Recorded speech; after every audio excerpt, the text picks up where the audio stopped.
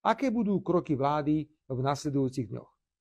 V utorok sa vládna delegácia zúčastní na rokovaniach v Bruseli, kde ukrajinskí politici mali drzosť sťažovať sa na nás, že sme pripravení prijať recipročné opatrenia, napríklad v podobe zastavenia dodávok elektriny na Ukrajinu.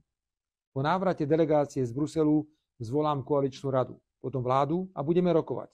Aké opatrenia príjmeme, aby sme adekvátne reagovali na sabotáž prezidenta Zelenského? Za Smer, Slovenskú sociálnu demokraciu, oznamujem, že sme pripravení rokovať a dohodnúť sa v koalícii na zastavení dodávok elektrickej energie a výraznom znížení podpor pre občanov Ukrajiny, ktorí sa nachádzajú na území Slovenskej republiky. Verím, že aj koaliční partneri vnímajú situáciu okolo zastavenia tranzitu plynu za mimoriadne vážnu a hodnú suverénnej reakcie suverénneho Slovenska. Jedinou alternatívou pre suverénne Slovensko je obnovenie tranzitu alebo hľadanie kompenzačných mechanizmov, ktoré nahradia výpadky na verejných financiách vo výške takmer 500 miliónov eur.